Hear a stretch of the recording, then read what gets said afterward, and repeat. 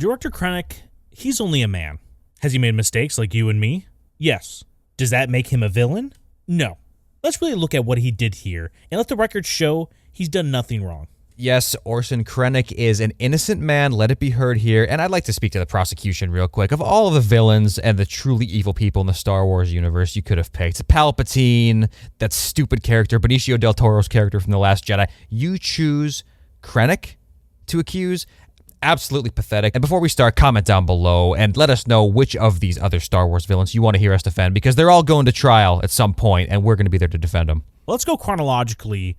The crimes in which he's being charged with here. What is making everyone think that Krennic is a villain? The first one we want to talk about is his manipulation, his actions towards Galen Erso. Right, I think so too, because Galen Erso, listen, he's a good guy. He's a big teddy bear. You love to love him. I kind of love to hate him because he's a little bit too good. You know, he's got some baggage. He's got some skeletons in the closet. I know it for a fact. Krennic definitely knows it too. These guys are close, all right? They're kindred spirits. They're brothers, mothers. And Galen Erso, he kind of has to back up at a certain point, you know, because he gets a family. Krennic's getting pretty ambitious in the whole hierarchy of the Republic first and then the Empire. And that's just not Galen Erso's cup of tea. You know, he's a scientist. He wants to just kind of keep to himself, but they're still good friends.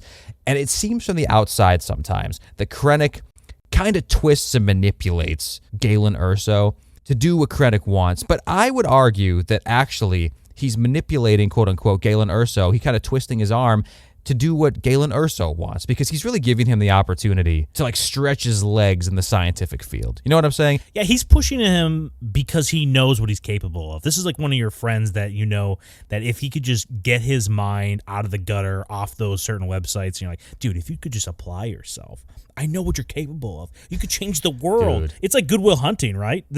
He's the Ben Affleck character, Krennic, and you know it's funny enough, Galen Erso is the Matt Damon in Good Will Hunting. Not to confuse everybody here, Krennic is also the Matt Damon character from Oppenheimer. Dude, there's so many Matt Damon characters in this video right now. All over Star Wars. Blowing my mind right now. Dude, but anyways, he's pushing his bro to the max because he knows what he's capable of. One more rep. I know you can push it off your chest if you just breathe, believe yourself. I got you right here. He's spotting him this whole entire time. But Galen's like, oh, no, I want a wife and kids. Like, dude, shut up. We could change the world. They met in an academy for, like, scientific minds as youth or whatever, and they immediately bonded. Okay, Krennic, he's got a lisp. It's undeniable. He's got a lisp. He was shit on his whole life for it. He was bullied. Everybody spit on him and pissed on him all the time. Finally, he meets somebody. Is this canon? This is canon. Listen, really? Oh, man. They're doing Ben Mendelsohn wrong. I love Ben Mendelsohn. When Orson Krennic gets on the stand and says that what we're saying is a lie, then it's not canon anymore. But until that time, it's canon. He was bullied as a kid for his lisp. He meets Galen Erso. This guy finally gave him the opportunity, like, to see him as the kind-hearted, ambitious man he is, and it gave Krennic all the ambition in the world. It gave him the confidence to do what he wanted to do. So he tries to repay him over time. Okay, there is a point where Galen Erso and his family, they're on a planet called Vault, and they're basically kidnapped, being held hostage. And Krennic does this whole undercover thing where he's cosplaying as scientists to basically do an exchange for these guys. It's kind of complicated, but he gets them out of the situation, right? But they're kind of encountered by separatist forces because this is during the Clone Wars, right? So this is on the way off this planet, the hostage escape, whatever you want to call it, right? They're intercepted by separatist forces, and Krennic has to call in some Republic help, which Maz Amedda wasn't too happy about that, you know, unsanctioned use of Republic forces on this planet that isn't supposed to have Republic like interference on it, so it doesn't look good, you know, for the war effort or whatever you want to say, or at least tensions growing between the Republic and the separatists. But he had to do it, man. He had to save his bro. You know, bros before republics.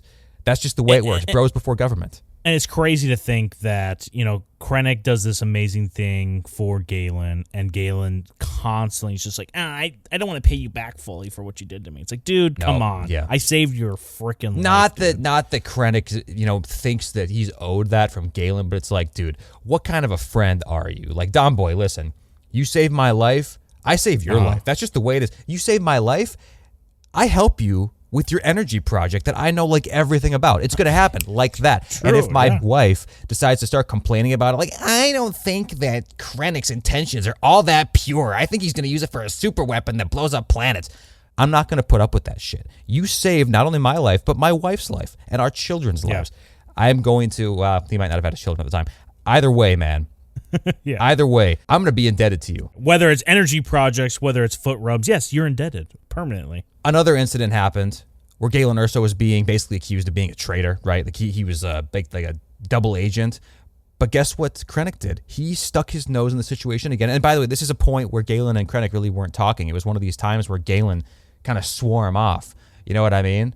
Like I don't care that kids did the whole trick where they put rakes under the leaves and you stepped on it and smashed your face, okay? I know I was your first friend.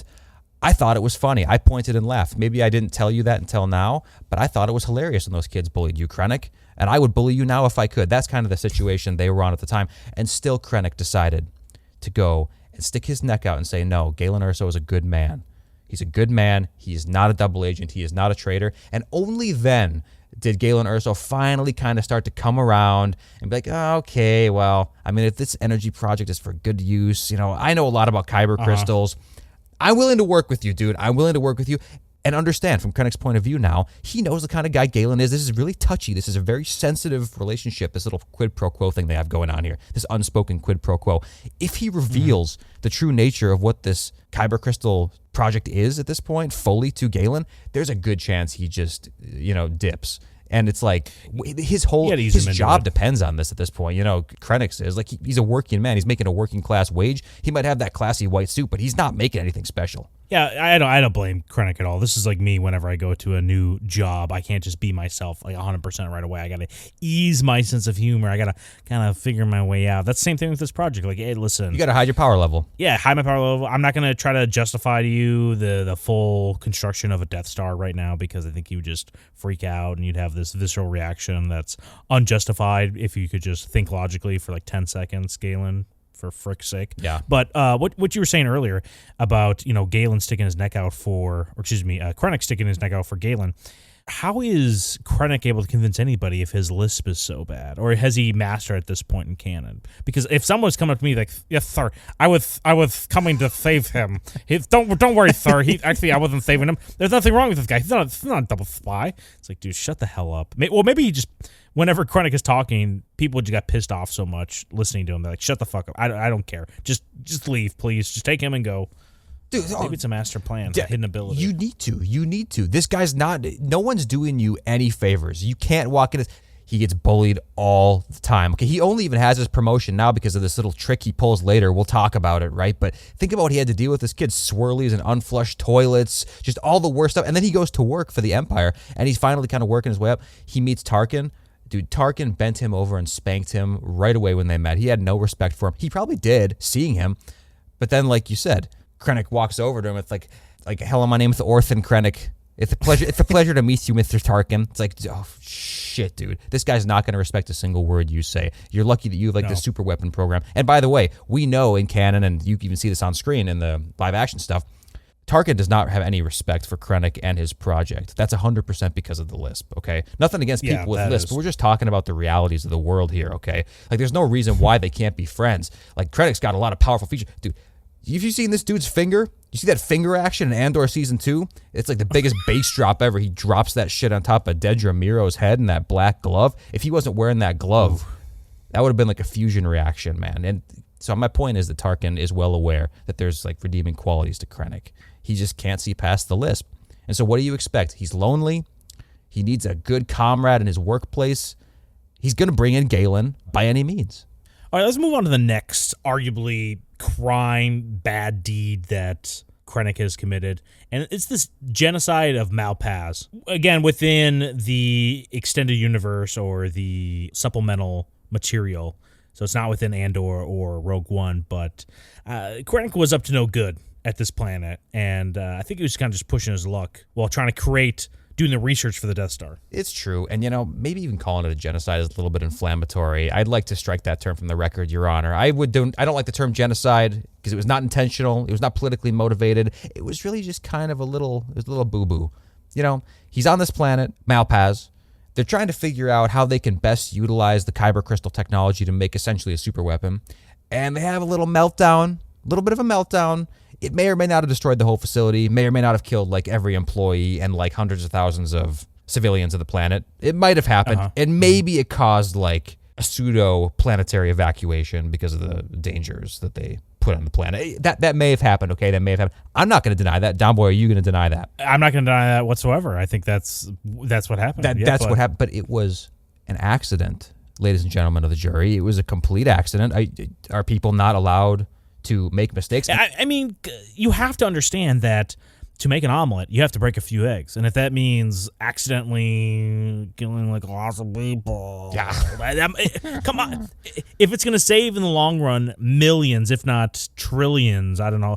What's the galaxy? At least. What's comment down below the current galaxy population in the Star Wars universe. I'd love to hear people's estimations on this. But if you could save those many compared to like what? 100,000, was it 2 million, some million at Malpaz? Yeah, who knows? That's probably even high end of it. It's like, whatever. It's like a million here or there. What is that into trillions, if not quadrillions? Plus, dude, the Malpaz population. Let's just say I've heard a few things about the Malpaz people. Okay. We all have heard this. Yeah. You know how many bathroom stalls we've walked into and we see shit written about Malpaz in it? Oh, dude. Listen, let's just say you don't want to have to use a bathroom stall after a Malpaz person's been in there. Let's just say that. But you know what's great about this situation is Krennic's spin on it. Oh, dude, this is the best part, actually. And this just shows, like, even if Krennic was guilty of sin for this, which he is not, after hearing this, you would immediately forgive him anyway because how much of a Chad move this is. Krennic, after this whole incident, kills how many people? It looks horrible for the Empire, you think. Maz Amedda's going to slap him, with that big blue staff he's got. Or I guess he's blue and he's got a big staff, right? Whatever. He's getting the staff at the big paddle, the Imperial paddle. He's getting the staff, absolutely. So he goes to Maz Amedda and, I guess Maz Amedda calls him in, and says, like, bend over, buddy boy, you're getting one. It ain't going to be good. And Krennic says, now hold up. I know you're about to demote me, if not fire me, if not put me in jail. But it turns out I kind of foresaw this type of thing as a possibility.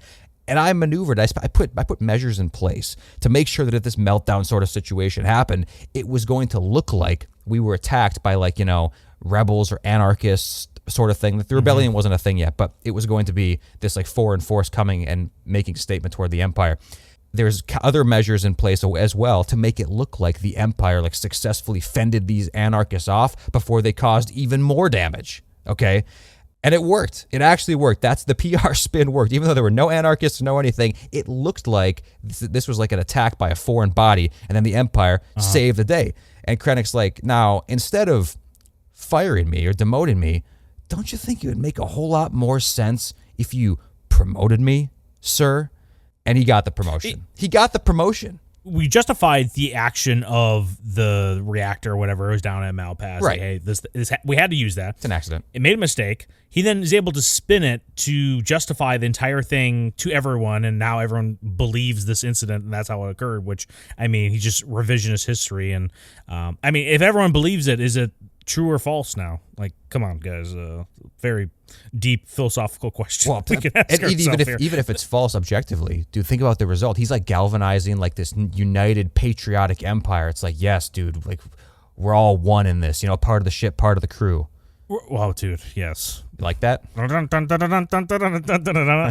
This goes perfectly in line with no harm, no foul, but not even no harm, no foul. Benefit to the galaxy, propaganda, and a morale boost, no foul, right? Like this is great. It's a win-win for him. He literally took a loss to a win-win. This guy should get a promotion. And if anything, I think Krennic should be able to grab the staff and give a swing on Maz, being like, yo, listen, at least get one swing at you, get one slap. And also, I want to tie up this little end by saying he learned from the situation. Later on, when they're doing these same tests in the timeline here, they no longer do it on a planetary scale, like on a planet setting, right? You know where they fire these things to test them from now on?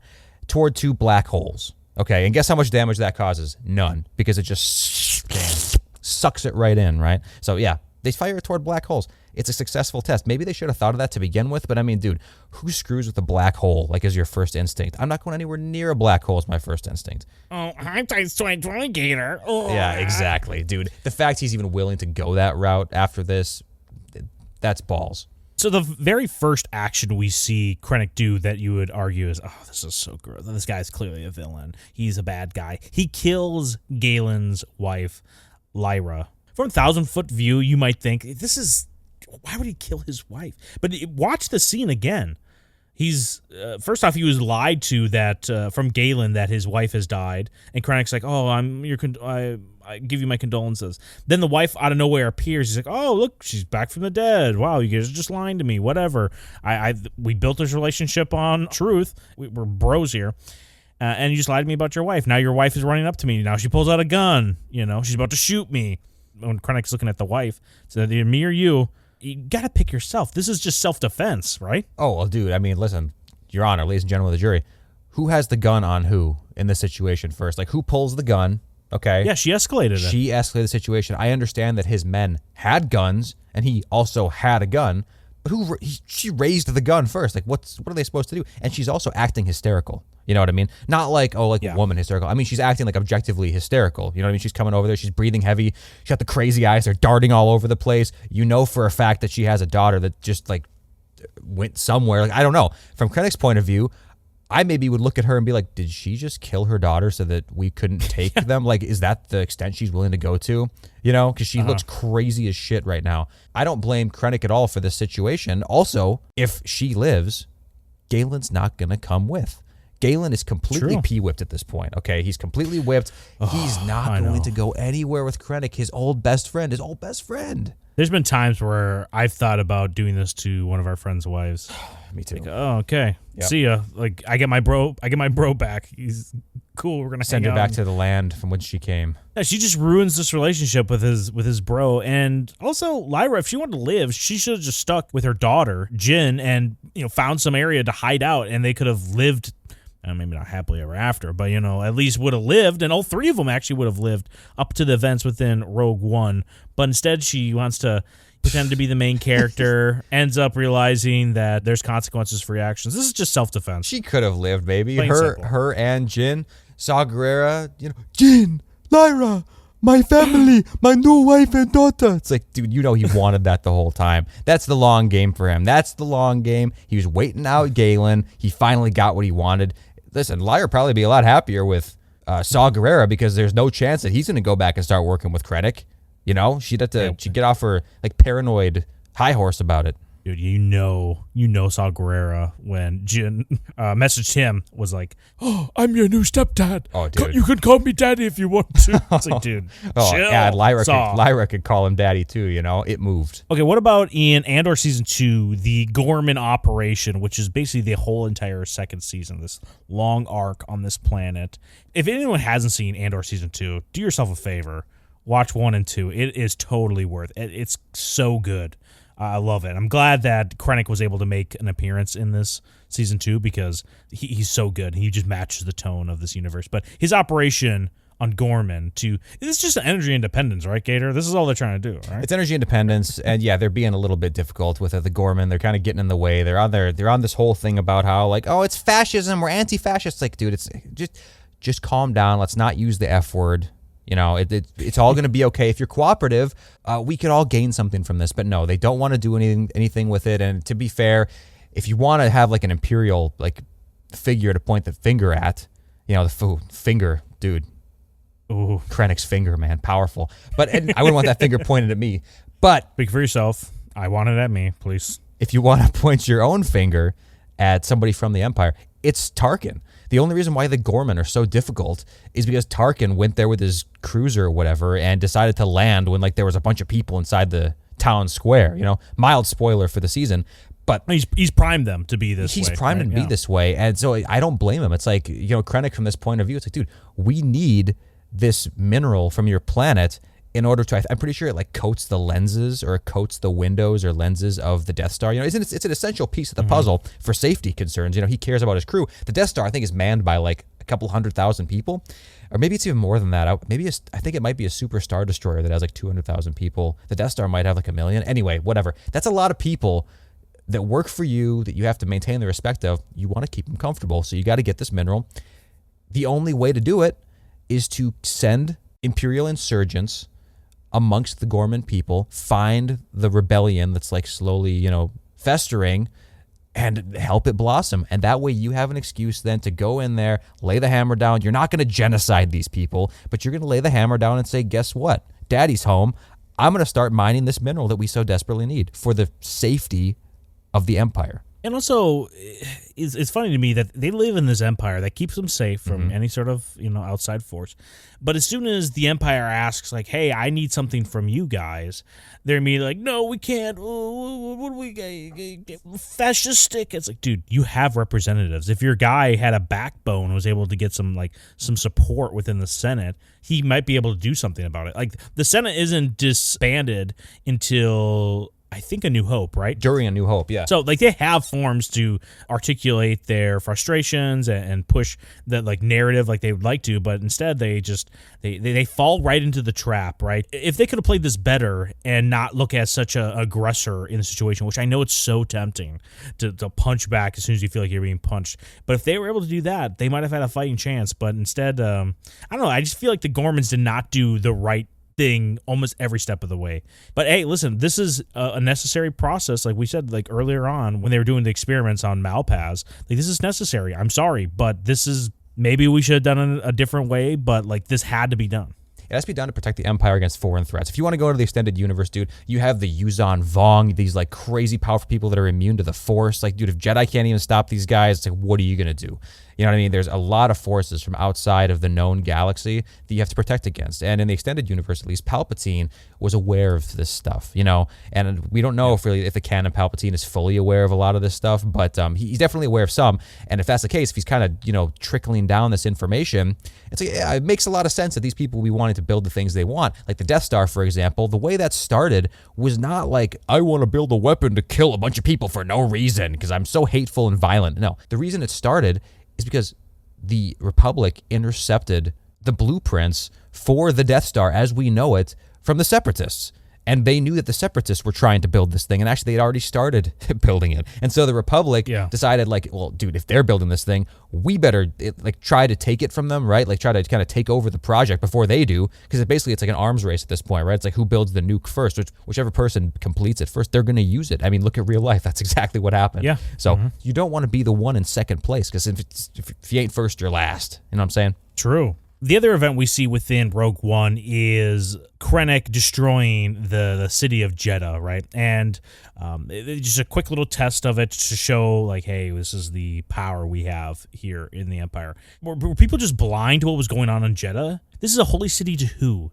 The traitors, the Jedi, the borderline PDF files of the galaxy stealing children.